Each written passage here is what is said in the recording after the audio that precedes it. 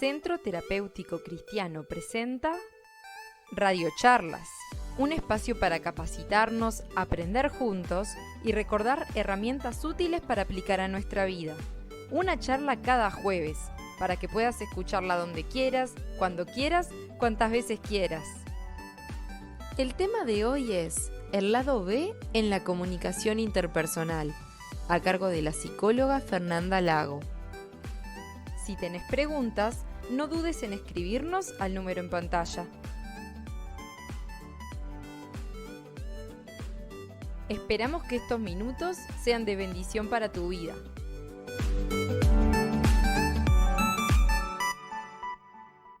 Y bueno, y hoy vine como con un tema un poco peculiar quizás, que me gustó el nombre, o calzó ese, ¿no? El lado B en la comunicación interpersonal.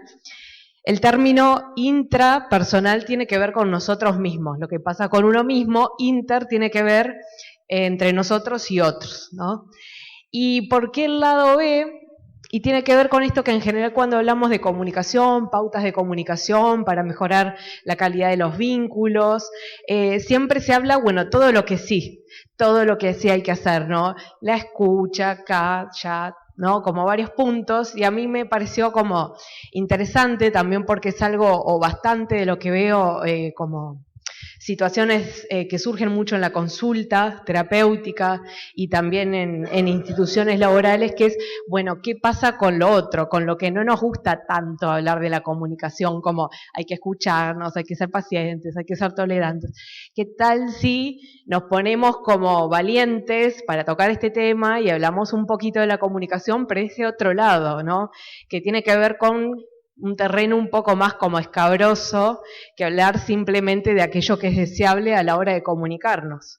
Y pensando en esto de lo intrapersonal, es decir, con uno mismo, este enfoque está pensado como, esta conversación pensada como en la comunicación con otros, pero cuánto hay también de lo que comunicamos con otros que arranca en uno mismo, ¿no? Podemos pensar, bueno, ¿y cómo nos hablamos a nosotros mismos durante los días? ¿No? ¿Qué nos decimos a nosotros mismos de nosotros y qué nos decimos a nosotros mismos sobre los demás?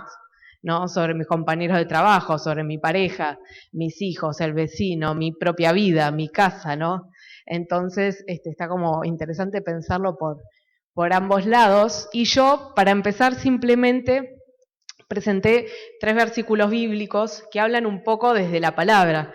Ahora después vamos a ver que la comunicación implica mucho más que el decir, pero hay 3 versículos que me encantaron mucho para hablar esto del poder que tiene lo que podemos decir, ¿no?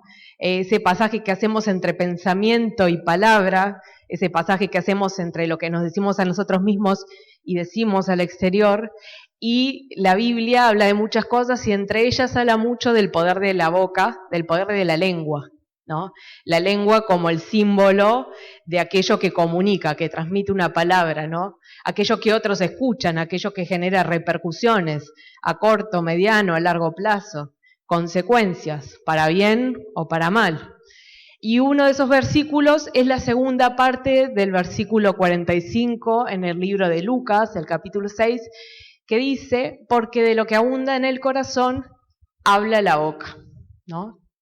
Después en Santiago, el capítulo 3, los versículos del 3 al 5, dice que cuando ponemos freno en la boca de los caballos para que nos obedezcan, podemos controlar todo el animal. Fíjense también en los barcos, a pesar de ser tan grandes y de ser impulsados por fuertes vientos, se gobiernan por un pequeño timón a voluntad del piloto. Así también la lengua es un miembro muy pequeño del cuerpo, pero hace alarde de grandes hazañas. Imagínense qué gran bosque se incendia con tan pequeña chispa, ¿no? Y el último, como para que lo tengamos presente a lo largo de la charla, voy a chequearle ahora, así me voy como autorregulando a mí misma en esto de las palabras. El último versículo está en Proverbios, en 18, y dice, en la lengua hay poder de vida y poder de muerte. Quienes la aman comerán de su fruto. ¿no? Y esto de comer de su fruto tiene que ver con esto que decíamos hoy de las consecuencias, ¿no? Esto de lo que sembramos, lo que cosechamos, y lo que sembramos también de los que otros cosecharon, porque esto de la palabra no tiene solo que ver con cómo nos comunicamos nosotros, sino también, ojo, cómo también los demás se comunican con nosotros. Qué cosas permitimos, a qué cosas ponemos límites, ¿no? Entonces está bueno también para pensarlo de ambos lados, de lo que va y de lo que viene. Y hay un libro bastante antiguo que se llama Teoría de la Comunicación Humana, y yo ahí destaco como 5 puntos principales que hacen, lo que vienen a hacer estos autores es hacer como una revolución un poco en cuanto a la forma de cómo se estudiaba y se entendía la comunicación humana, ¿no? Entonces, más allá de todo lo general que podemos saber de la comunicación, este libro viene, digamos, como a develar 5 puntos bastante interesantes que hasta el momento no se le estaba dando como mucho hincapié. Uno de ellos, ¿no?, de estos planteamientos que ellos hacen es que es imposible no comunicar. ¿Lo tenían claro o pensaban que no, que hay momentos en los que uno puede no estar comunicando nada? ¿Pensaban que hay momentos que no? Por ejemplo, ¿en qué circunstancias uno no comunicaría algo? ¿Cuando dormís? ¿Cuando estás cansada? ¿Cuando lees? ¿Cuando estás callado? Esa es típica, a veces si yo no digo nada. ¿Y qué hacemos con los gestos? Yo lo dije acá la otra vez, yo me tengo que cuidar mucho porque yo a veces aunque no hable me dicen que mi cara refleja todo, entonces me traiciono a mí misma, soy como mi propio enemigo en ese sentido. ¿Y qué hacemos con las posturas? Es imposible no comunicar, porque la comunicación no tiene solo que ver con lo que decimos. Hay algo que se habla de lenguaje verbal, es todo lo que se pone en palabras, y también está lo que se llama lenguaje paraverbal, que es todo el resto y que comunica, nuestra postura del cuerpo, nuestros gestos, los gestos de la cara y los gestos también del cuerpo. El tono de voz, cuando estamos hablando comunica también el tono de voz, el énfasis, las pausas, los silencios. Cuando yo no estoy hablando también estoy diciendo algo. Por ejemplo, que de una situación no voy a opinar. Y eso ya es una forma de comunicar. Hoy nos vamos todos con la cabeza explotada. Yo que era domingo, yo venía re bien con el día, tranquilo, bien, y me traen así como un... Bueno, y recién estamos arrancando, ¿no? Tendría que haber traído caramelitos, así se iban endulzando a lo largo de la charla. Otra de las ideas que traen es que siempre se le dio énfasis a lo que decimos. Pero ellos plantean, ojo, lo que decimos es importante, pero más importante o igualmente importante es lo que decimos, a quién se lo estamos diciendo. ¿Cómo se lo estoy diciendo? Es decir, ¿qué forma? ¿Y para qué se lo estoy diciendo? ¿Cuál es la intención? Entonces, por ejemplo, no es lo mismo, no sé, siempre me sale el tema con los hijos, no sé por qué. Yo no tengo hijos, pero siempre pongo ejemplo con los hijos. Por ejemplo, no es lo mismo que yo venga y le diga a mi hijo, no sé, Raúl, Raúl, estás como re desordenado, hay que mantener un poco el orden, vas acá, venís, vos en tu espacio sé lo que quieras, pero en el resto de la casa trata de mantener un poco. No es lo mismo que yo vaya con Sofía, mi otra hija, y le diga, ay, tu hermano Raúl me tiene agotada porque nunca ordena, y en cambio vos sí ordenás, pero él no, y esto, y lo. No es lo mismo que yo lo hable directamente con la persona, pongámosle hijo, compañero de trabajo, familiar, no sé, alguien en la iglesia, no importa. A que yo vaya y le hable a de otro negativamente cuando tampoco va a poder hacer mucho. Y a su vez, por su rol de hermanos, y a su vez por mi rol de mamá e hijo, no da que yo me descargue con mi hijo de mi otro hijo. Y mucho menos si previamente no hablé con el hijo, digamos, con el que yo quiero tratar el tema. Este es como un ejemplo así muy como abuelo de pájaro, pero es para entender que tenemos que prestar atención a quién le decimos lo que vamos a decir, cómo, las formas, ¿no? Porque yo no lo mismo que venga siguiendo el ejemplo y diga, ay, Raúl, no te aguanto más, todo el día desordenado, siempre sos lo mismo, no es lo mismo que yo me siente y le converse y vea, mira, por convivencia, yo sé que a vos te embola, y más si están como en determinada edad, que todos sabemos cuál, yo sé que te embola y esto, pero los espacios comunes, ponemos todos un poco, vos con tu cuarto te manejás, pero lo que es común es sí. A ver, mantener. Lo que sacás lo volvés a guardar, se terminó el papel higiénico, vaciás el rollo. Esto capaz que no solo con adolescentes, ojo, ya tiro como ideas en general, al que quede el saco que se lo ponga, ¿no? Se terminó el rollo, se repone, ¿no? Esto es como de hacer acuerdos sin atacar al ser. No ataco a mi hijo imaginario porque dije que no tenía. No ataco a mi hijo, lo presento el mismo tema del orden y demás, pero de otra forma, sin atacar su ser. Hablamos del hacer, de lo que hace, pero no del ser. Este es un ejemplo como muy claro de qué es mejor y qué no, pero así pueden haber muchos otros matices. Otro punto, que es, dicen, en una relación, la que sea, también se ve el intento de cada persona en definir qué es estímulo y qué es respuesta. Entonces podemos decir, bueno, yo grito porque no me escuchan, y del otro lado pueden decir, no te escucho porque se pasa gritando. Y ahí entramos como en un círculo vicioso, donde siempre se está tratando como de descubrir qué fue primero el huevo o la gallina, en vez de ver cómo resolvemos esto, ¿no? Y después otra idea que traen estos autores son las relaciones de poder, cómo se ven atravesadas en la comunicación, ¿no? Que muchas veces lo que decimos, la forma que lo decimos y a quién se lo decimos, en realidad muchas veces ahí se ve si las relaciones de poder están siendo entre las personas parejas, donde ambos, por ejemplo, en una pareja comparten como niveles de poder, o si hay uno que siempre trata, por ejemplo, de dominar a otro. El otro punto que traen es el contexto, y ellos plantean esto de equilibrar lo público y lo privado. ¿Qué cosas son temas de casa, ¿no? De la pareja o de los hijos, y que no vamos por ahí contándose a la tía, al pastor, al otro vecino, al otro que le pasa dejando pegados y revelando como intimidades de otros? ¿Y qué cosas sí podemos compartir? Incluso dentro de una familia, qué cosas son de un círculo, por ejemplo, de los hijos, y qué cosas son de otro círculo, el círculo de la pareja, y que los hijos no tienen que estar al tanto de detalles de lo que ocurre en la pareja. En muchos niveles. Creo que el más drástico uno diría, sí, bueno, en lo sexual no, sí, pero en otros niveles los hijos tampoco tienen que estar siendo como metidos en medio, ¿se entiende? Entonces estas son como algunas ideas que ellos traen.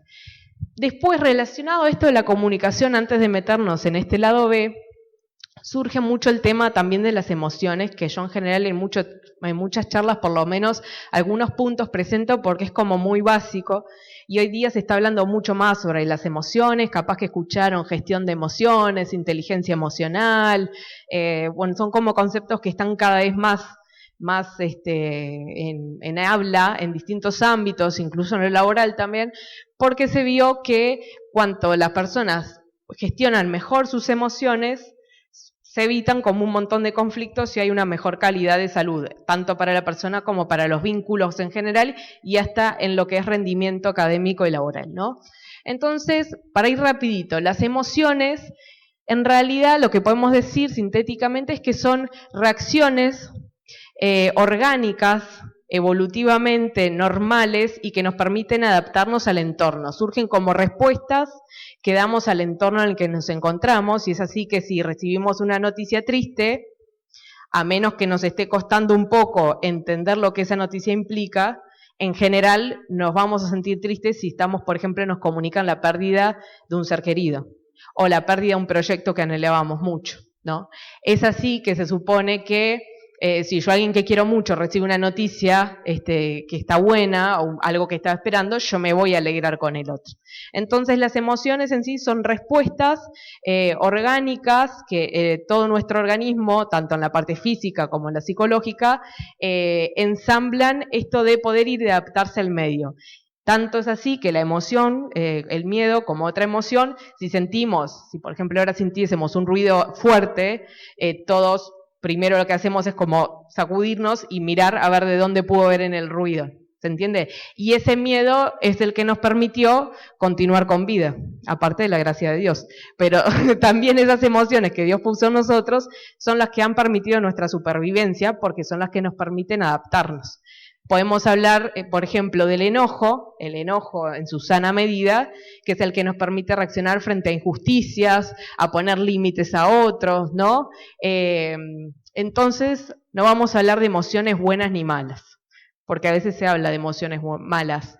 Lo que vamos a decir es que hay emociones placenteras, como la alegría, el bienestar, la simpatía, y ahora otras que no me acuerdo, y displacenteras, que es en general las que se les llama emociones malas antiguamente, que tienen que ver con el enojo, la tristeza, la preocupación, pero no son ni buenas ni malas, a todas las precisamos en su justa medida, solo que algunas nos generan placer y otras no. Otro tema importante es que las emociones no son hechos. ¿Por qué digo esto? Porque las emociones también surgen en base a los pensamientos que nosotros alimentamos.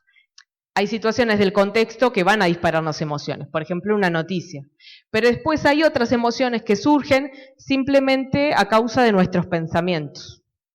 Entonces tenemos que tener ojo con eso porque pasa mucho con adolescentes, que me pasa que me lo comentan mucho, es que les haya ido mal en una materia, los pone tristes porque piensan que o les va a costar un montón poder subirla, o porque son unos inútiles, que muchas veces son los discursos que escuchan en las casas, los que retroalimentan el problema en vez de como de ayudarlos. Entonces, esto de sentirse de una forma no quiere decir que yo sea. ¿Se entiende? En los adolescentes pasa mucho esto, se sienten como desvalorizados, o que no sirven ellos, como que no pueden con esta materia y se trancan. Bueno, que se sientan así de una forma no quiere decir que eso que estoy sintiendo y pensando tiene una equivalencia al 100% con la realidad. Entonces, qué importante también esto que decíamos de avalemos las emociones que tenemos y los pensamientos, pero pasémosles por un filtro, el filtro de la realidad, ¿no? ¿Qué tan cierto es esto que yo estoy pensando? De mí mismo, de otro. ¿Qué tan real? Yo me puedo sentir enojada porque por ahí pienso que en una reunión uno pasó, me miró y no me quiso saludar. Capaz que sí, pero ojo, demos la chance, porque capaz que la otra persona pasó y vio, pero no miró, no prestó atención a quién estaba viendo y a quién no, ¿no? Entonces, esto es como pasar por el filtro de la realidad. Y acá nos metemos de lleno con el lado B, que es la parte escabrosa de este tema. Escabrosa, bueno, estamos todos juntos, así que nadie tenga miedo.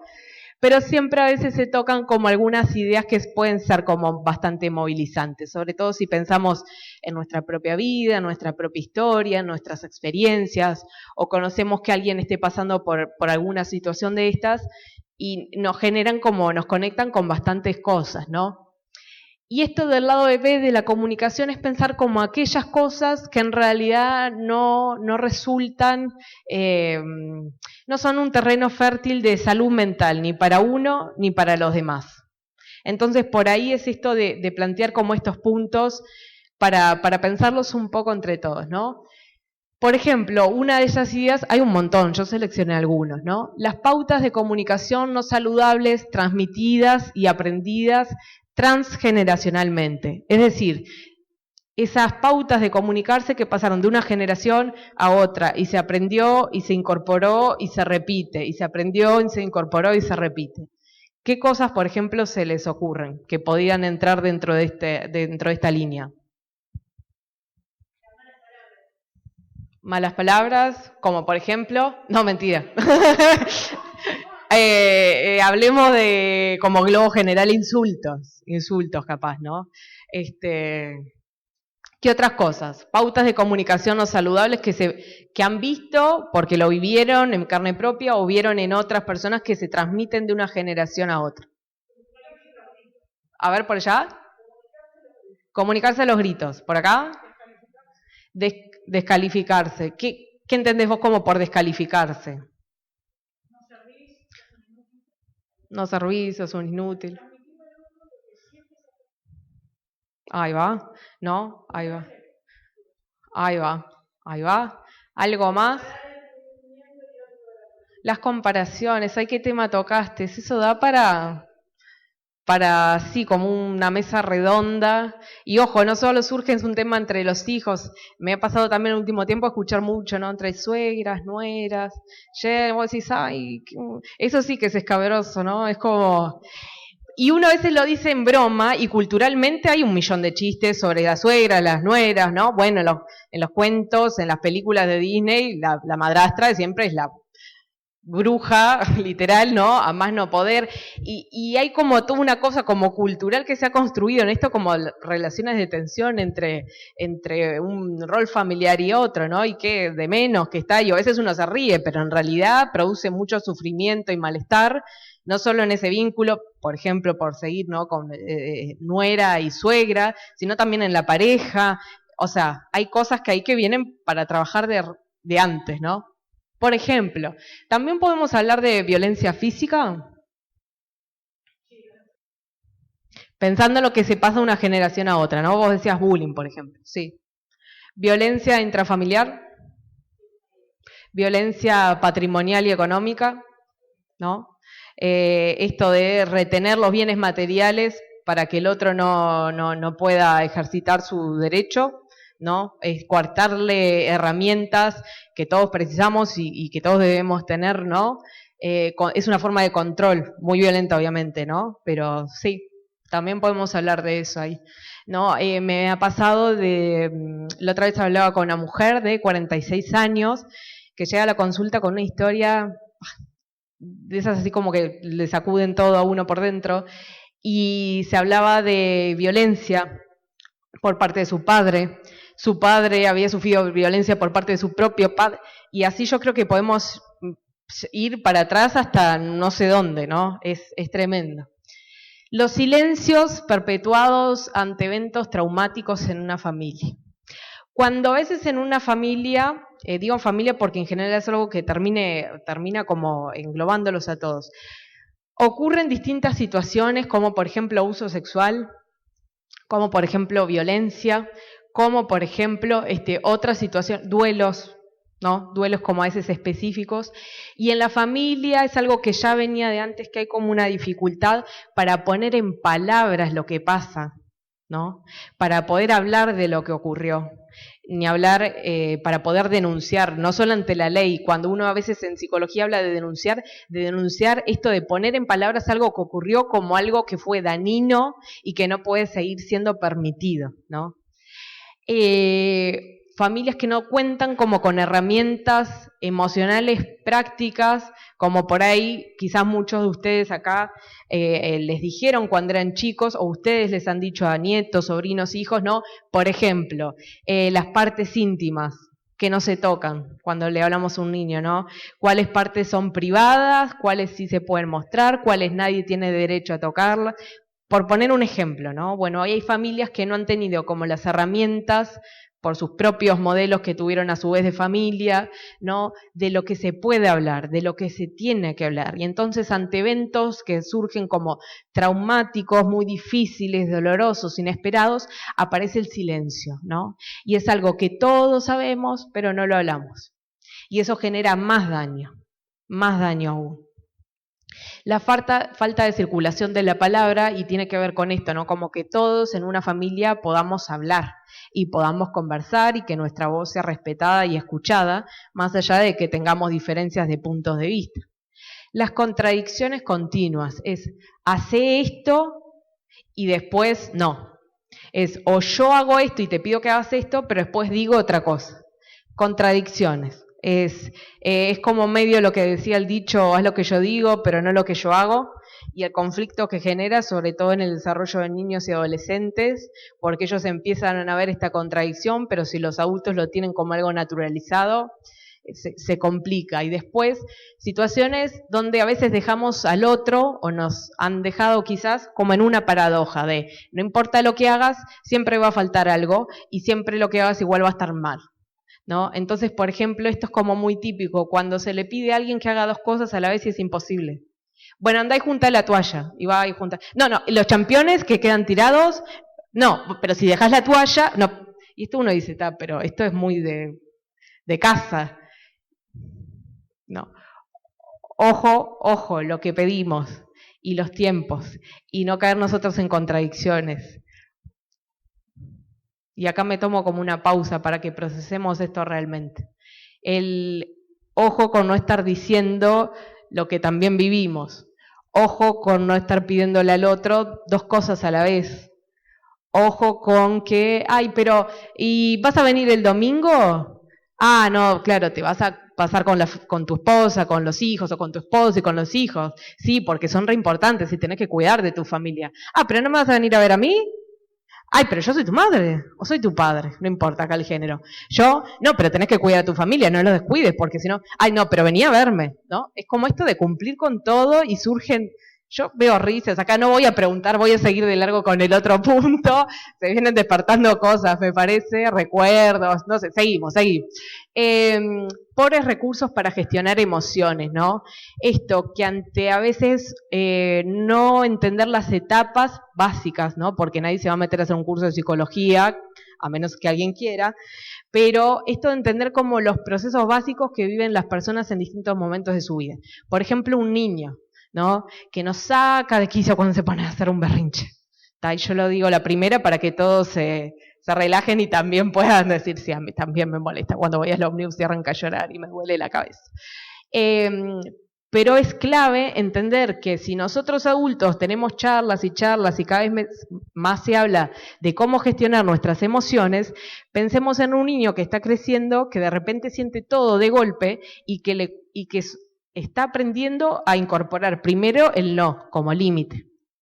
Segundo, que no todo es ya.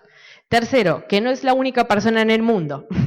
Y cuarto, está aprendiendo a experimentar emociones que cuando era un bebecito sentía, pero de forma más limitada, y ahora de grande está comenzando a sentir más cosas, y que aparte, si no hay un adulto al lado, que adulto sea familia, maestra, educador, líder de escuela dominical o lo que sea, no acompaña y no conoce lo mínimo, se puede caer en un abuso de poder. Porque, por ejemplo, le podemos hablar mal, lo podemos acudir, lo podemos hacer quedar como en ridículo, cuando en realidad hay cosas que son básicas de esa etapa. Entonces, esto de gestionar emociones tiene que ver con esto de, bueno, ¿cómo me estoy sintiendo yo? Está, listo. Primero es eso, darme cuenta cómo me estoy sintiendo, porque si no me doy cuenta que una situación me generó una emoción que por alguna forma me está como sacudiendo, voy a pasar como a actuar esa emoción a través del enojo o a través de la tristeza o a través de lo que sea, pero sin entender por qué me estoy sintiendo así. Y después lo otro es encontrar, bueno, cuál es la mejor forma de expresar esta emoción. Porque por ahí estoy en un momento que justo no da para que yo le diga a mi pareja que estoy enojado en el medio de una reunión, ¿no? Y que me pare ahí, y que, ¿no? Entonces, esto de gestionar los tiempos también, y el momento, y el contexto, y de qué forma esto va a tener mejor resultado si cuido esto, las formas, el tiempo y el lugar en el que tengo esta charla con esta persona. Voy a apurar porque me quedé. Mecanismos por los cuales se pueden configurar distintos tipos de descalificación, que vos hoy comentabas justo, ¿no? La descalificación. La indiferencia, cuando somos indiferentes al otro. Yo no sé si alguna vez a alguno le pasó, pero me acuerdo en un momento de yo de ser chica y alguien se enojaba y se tomaba a veces todo el día para volverle a hablar a uno, ¿no? Y era como, ay, uno que es niño, cuesta. Y duele, y no entiende aparte, ¿no? No solo cuando uno es niño, en las parejas también. Es como medio la ley del hielo, que antes uno lo decía y medio se reía, pero qué fuerte hacer que el otro está ahí, pero no, hacemos de cuenta que no. O que me habla y es lo mismo que me hablara a nadie. Y uno dice, bueno, en la escuela, en el recreo, cuando los amiguitos se enojan, se entiende, pero vamos, yo ya estoy pelando canas. No me voy a poner en la cabeza de cada uno, pero ¿no? Entonces, ojo, en esto de poder abrir un poquito más allá de cómo nos sentimos, ¿no? Para entender también las repercusiones que tiene en el otro lo que nosotros hacemos. Acordémonos que decíamos hoy que comunicación no es solo hablar, la indiferencia justamente, estar en mute, y ni te miro, y todo eso comunica, y comunica un montón, y tiene un gran impacto, tanto para el otro como si nosotros lo recibimos. Cuando hablamos por el otro, ¿qué es esto? Una forma como de descalificar, cuando todo el tiempo estamos siendo como el vocero del otro, ¿no? Hay un chiste que a mí me gustaba mucho, que está el psicólogo, es como una viñeta, una ilustración, y el paciente en el diván, muy psicoanalista todo, y al lado está la madre. Entonces el psicoanalista le pregunta al paciente, ¿usted se siente dominado por su madre? Y la madre contesta, no, él no se siente dominado por mí. Bueno, cuando hablamos todo el tiempo por el otro, y ya sabemos lo que el otro va a decir, y respondemos por él, y hacer por el otro lo que el otro puede hacer por sí mismo. Y esto, cuando lo hablo en charlas que son todas mamás, es como que tratas de disimularla y es como que no saben cómo ponerse, cómo sentarse, ¿no? Que a veces hay cosas que nos cuestan, entender que el otro va creciendo, que cada vez nos precisa un poquito menos, pero que nos precise menos no quiere decir que nos quiera menos. Porque a veces tenemos muy arraigada esta idea de cuanto el otro más me precisa, mi hijo, mi pareja, mi perro, lo que sea, es que más me quiere. Y en la medida que no me precise tanto de mí, Y esas son como un poco ideas bastante tóxicas que hemos aprendido también generacionalmente, ¿no? Donde pegamos el más amor es más necesitar al otro. Y así hoy día también tenemos un montón de relaciones, sobre todo de pareja y de parejas adolescentes y jóvenes, con unos problemas de codependencia tremendos que dan paso directo a todo lo que es la violencia en la pareja. La evasión, ¿no? Hay momentos de nuestra vida que ante ciertas situaciones o momentos nos podemos sentir como tan impactados que es como que nos queremos evadir de eso un rato. El tema es cuando esto, como mecanismo de defensa, se empieza a aplicar una vez. Y cada vez que hay un problema, bomba de humo, y nunca más me vieron, ¿no? O donde siempre hay uno en la familia que es como el que va tipo Cruz Roja, ¿no? Como, a ver qué pasó acá, a ver qué pasa acá, pero no se cuenta con el otro. Es como la evasión. Cada vez que hay una situación que a mí me incomoda, no logro enfrentarlo, no logro como estar ahí, no solo presente físicamente, sino dispuesto también emocionalmente para participar, para hablar, para lo que sea, sino que es como la evasión, constantemente. La literalización, ¿no? Cuando el otro nos comenta algo como una metáfora de cómo se siente y, por ejemplo, no sé, esto, siguiendo el ejemplo de pareja, ¿no? ¿Me estás haciendo la ley del hielo? Ay, yo no te veo congelado. ¿No? Como la literalización a lo que el otro, en su intento de explicar cómo se siente o cómo vive tal cosa, uno no lo descalifica como por ese recurso. Por estatus, medio que ni idea para explicarlo, ¿no? Estatus económico, estatus social, estatus de qué facultad hiciste, si hiciste facultad y si no, qué es más, la UTU, qué es menos facultad, no, la católica es mejor, no, la UDELAR se está cayendo a pedazos, no, vos que tenés una casa de 2 pisos, no, vos que tenés un... No, este que viene de tal lado, pobrecito, no vamos a esperar mucho de esta persona. Les dejo así como libertad para que después sigan empezando más ejemplos. Y ante un tercero, que no siempre, pero muchas veces son los hijos, ¿no? Donde se descalifica al otro y queda este hijo como entrampado en el medio, ¿no? Como siendo como las balas de munición con la que a veces, esto pasa mucho en las parejas, uno para atacarse uno mutuamente, usan al hijo como si fuera la bala, ¿no? O en una institución laboral, hablar con un compañero de otro, pero no como para, ay, necesito desahogarme de esto que ocurrió, no, es esto de aliarme con alguien para hacer pelota al otro, ¿no? Y así en cada contexto en lo que nos movamos puede ocurrir. Encontré esta frase que me encantó y yo le borré para que cada uno ponga el nombre que quiera. Y dice así, a tu pareja, hijo, hija, amiga, amigo, padre, abuela, debes protegerla de esa parte de ti que puede hacerle daño. Todos tenemos una parte mala. Todos nos enfadamos y hay momentos en los que diríamos cosas terribles. Es ahí cuando hay que recordar que amar también es proteger a tú de tu parte mala. Ay, lo vi, me encantó porque creo que sintetiza como un montón de cosas, ¿no? Incluso yo ahí, de todas las opciones que uno podría poner, también pondría a mí mismo, ¿no? A tu persona debes protegerla de esa parte de ti mismo que puede hacerle daño. Todos tenemos una parte mala, todos nos enfadamos, a veces también con nosotros mismos y a veces también nos descalificamos a nosotros mismos. Y hay momentos en los que diríamos cosas terribles. Es ahí cuando hay que recordar que amar también es protegerte a ti de tu parte mala. Me gustó pensarlo así también. Opa. Ay. Bueno, y ante todo este martes 13, que les vine a presentar un domingo tan lindo, ¿hay alternativas? ¿Podemos pensar otras opciones, otras posibilidades, otras formas de pensar y de pensarnos y de crear vínculos y crearnos? ¿Se imaginan que les digo que no y cierro acá? No me invitan nunca más, Edeli. Muy positivo era el encuentro de hoy. Bueno, sí, y marqué algunas pautas que me gustaron como para poder seguir pensando esto, ¿no? Y empezamos con algo que por ahí lo han escuchado en algunos lugares, la comunicación asertiva. ¿Qué quiere decir ser asertivo? Es poder ponerme en contacto con lo que yo pienso, con lo que yo siento y lo que yo quiero decir y poder ponerlo en palabras sin que el otro o el contexto me inhiba para hacerlo, pero a su vez manifestarlo de una forma que yo no termine pasando por arriba del otro. Si yo quiero decir algo, no me quedo callado y me lo trago, como muchas veces pasa, ¿no? Que uno ha escuchado de, sí, yo tendría que decir esto, pero no, como que no me sale, o llega el momento y me cohíbo, o yo sé que el otro me inhibe, o...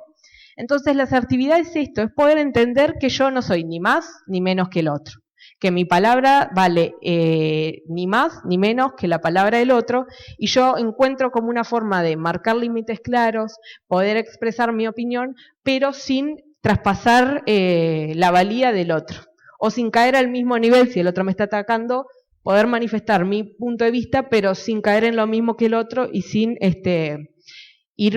pasar por arriba de él. Esforzarnos, porque esto también es algo que se va trabajando, no es que uno dice, ay, escuché la palabra asertividad y listo, ya me... Es algo que uno lo va a empezar a poner en práctica, en cuanto uno esté dispuesto, en cada situación. Entonces es un trabajo de la práctica. Esforzarnos en ser asertivos sobre lo que decimos, que era el punto que hoy presentaba el libro, sobre lo que decimos, el cómo lo decimos y el para qué lo decimos. Estar atento a si lo que decimos se condice con lo que hacemos. Esto es lo que hablamos hoy, ¿no? La coherencia interna con uno mismo. Pedir aclaración. A veces cuando en ciertas conversaciones surge un malentendido y uno todo el tiempo cuando se siente atacado o tiene miedo de algo que pueda llegar a ser el otro, por ejemplo ante una eventual separación, uno se pone en la defensiva en general. Es como que uno entra en modo ataque o modo defensa. Y pedir aclaración en ese momento que podemos estar como medio explotando, ¿no? Tiene que ver con la humildad. Y qué palabra que nos encanta, pero lo hacemos. A mí me encanta decir. Ahora, cuando llega el momento de uno tener que quebrar cosas del orgullo, ir a pedir perdón, nos encanta, pero un poquito menos, capaz, ¿no? Es la humildad y tiene que ver con esto, romper el orgullo y con romper con la idea de que las discusiones se ganan. Otra idea que históricamente nos ha hecho mucho daño a la humanidad. La discusión se gana. No. En las discusiones tenemos que ver, sobre todo si es con alguien que para mí es valioso y que para mí es importante, ¿no? No te digo con un vecino que por ahí están hablando de, no sé, quién, yo qué sé, no sé, iba a meterme en Peñarol Nacional, mejor me corro de ahí. En otra cosa, no dije nada, seguimos con otro ejemplo. En esto, las discusiones no se ganan, y sobre todo cuando hay alguien valioso del otro lado. Las discusiones, controlemos cómo, en qué forma, en el contexto, ¿sí? Claro, pero ahí es ganar. No es gana uno, porque está mucho esta idea de las discusiones se ganan. Gané yo, y se ve un montón en parejas también. El otro se va como, así como, la ceja le llega como por la nuca de lo levantada que la tiene por su orgullo, de que ganó la discusión y que el otro al final accedió a hacer lo que uno quería, y el otro va ahí como medio que no entendió lo que pasa, entre enojado, frustrado, ¿no? Esto de romper con esta idea que las discusiones se ganan, es ganemos los dos, tratemos de llegar a un acuerdo los dos o entre ambas partes. A veces vamos a quedar más contentos, otras veces no tanto, y ahí vamos ambos, o sea, una pareja o lo que sea, resignando cosas, pero en pro del bienestar común, ¿no? El bienestar de uno a uno. Recordar también quién es el otro para nosotros. Si estoy discutiendo con mi hijo o lo que sea de un tema que no es tan trascendental, bueno, recordemos que más allá de qué cuadro sos vos, qué cuadro soy yo, de qué político es mejor, qué no y de qué todo, uno no convive ni con un partido de fútbol ni con un político, uno convive y dio a luz o vio crecer a su propio hijo. Uno eligió a su pareja y se supone para el resto de la vida. Entonces, ojo que estas cosas del día a día y que a veces a través de los medios nos apasionan y parece que nos llenan como si eso fuera el top de la vida, ojo que eso no nos haga olvidar en realidad quién tenemos enfrente y quién es y quién es el otro para nosotros. Avalar mis emociones para poder acompañar y respetar al otro. Y esto era un poquito lo que decíamos hoy. Hasta que yo no estoy cómodo con mis emociones y empiezo a trabajar en esto de me enojé, listo, no está mal enojarse, pero el problema no es que me enoje, lo que puede llegar a ser un problema es lo que yo hago eventualmente con el enojo. Entonces, si yo me enojo, no hay drama. El tema es si yo me enojo y, no sé, agarro el micrófono y lo doy contra... ¿Se entiende? El problema no es el enojo, lo precisamos para sobrevivir y para adaptarnos a muchas situaciones de la vida. El tema, lo que puede ser un problema, es la posibilidad de lo que yo puedo llegar a hacer a través del enojo, por ejemplo, por poner una emoción. Y hasta que yo no estoy cómodo con mis emociones, o lo más cómodo posible, no voy a estar cómodo con las emociones del otro.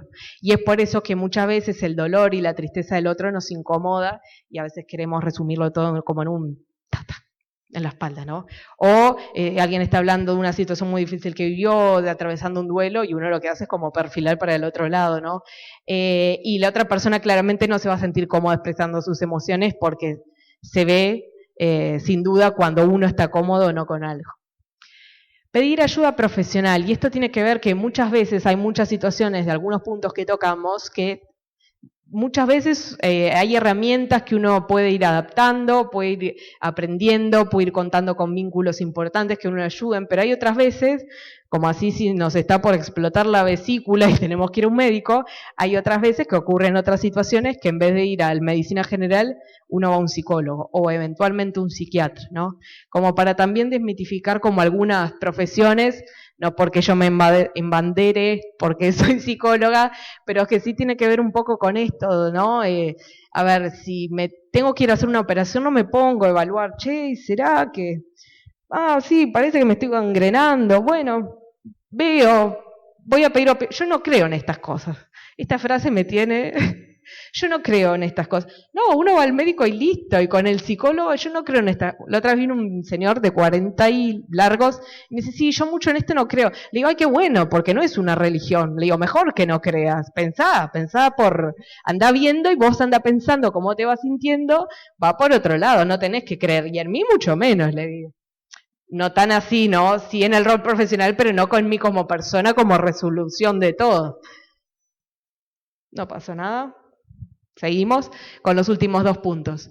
Comprender que hay posibilidades y que hay otras construcciones. Muchas veces, cuando uno vivió su vida, gran parte de su vida, o muchas situaciones familiares donde uno ve que se repite, y pasa el tiempo, y surgen frases que uno escucha mucho, bueno, yo soy así, bueno, yo siempre fui así, ¿no? Ojo con creer que ese es el punto final en las posibilidades, o en la vida de uno, o en la vida de los otros. Conectarnos con nuestros miedos y angustias, porque muchas veces podemos estar depositando en los otros cosas que no son del otro, que son nuestras. No sé si alguna vez les pasó, les suena un poco esta idea, ¿no? Donde a veces uno hay algo que se transmite muy fácilmente de una persona a otra y es el miedo. Y a veces pasa que un hijo tiene miedo a algo, por ejemplo, recuerdo, a las gallinas, y el hijo nunca vio una gallina, pero que la mamá sí le tenía un pánico atroz. Y hay cosas que fuerte, ¿no? Esas transmisiones que no son voluntarias, pero hay cosas que no son del otro en sí, que son nuestras y a veces, ¿no? Como, ay no, que me pasó con una muchacha que había terminado una carrera de ingeniería de algo, se dio cuenta que no quería hacer eso y estaba muy frustrada y muy angustiada y ella siempre había querido estudiar arte y era muy buena en eso, pero fue creciendo y en su familia, en la cultura y demás barrios le decían que no. Todos los artistas son unos rotos que andan por ahí fumando, no llegan a nada, bla, bla, bla. Empezó a pensar de otra forma, empezamos como a transformar un poco ese camino, esas palabras que se habían escuchado, esas experiencias y a pensar en otras posibilidades y ella hoy está trabajando lo que quiere, de lo que le gusta y le va muy muy bien y empezó hace muy poquito. Y lo último, Crear espacios seguros para tener conversaciones difíciles. Era lo que hablábamos hoy. Si yo me enojé, por ejemplo, con mi pareja por una situación, bueno, vamos a escoger un espacio íntimo para hablar de esto, ¿no? No en el medio del cumpleaños de la abuela, porque ahí aparte estamos buscando aliados. Claro, yo tiro la bomba y espero que otros empiecen a decir, ay no, pero fulano, ¿cómo va? Y ahí me estoy buscando como un ejército para darle con todo al otro, ¿no? Entonces, crear espacios seguros para tener conversaciones difíciles tiene que ver con pensar en el cuándo, en dónde, en qué lugar, con qué propósito y de qué formas, ¿no? Y sobre todo, donde uno no llegue como ya a la defensiva, porque es muy probable que a los 5 minutos están volando los techos. Crear espacios seguros para tener conversaciones difíciles tiene que ver con un tiempo de preparación previo de uno, de mentalizarse, de enfocarse, de ver quién es el otro para mí, cuál es el objetivo de esta conversación. Si el objetivo también es mostrar que yo quedé dolida o dolido con algo, es no ponerme a la defensiva y mostrarme que estoy fuerte. Es ser valiente y animarme a mostrarme vulnerable, para que el otro también, capaz si me ve vulnerable, también se anima a bajar su defensa y a mostrarse vulnerable también.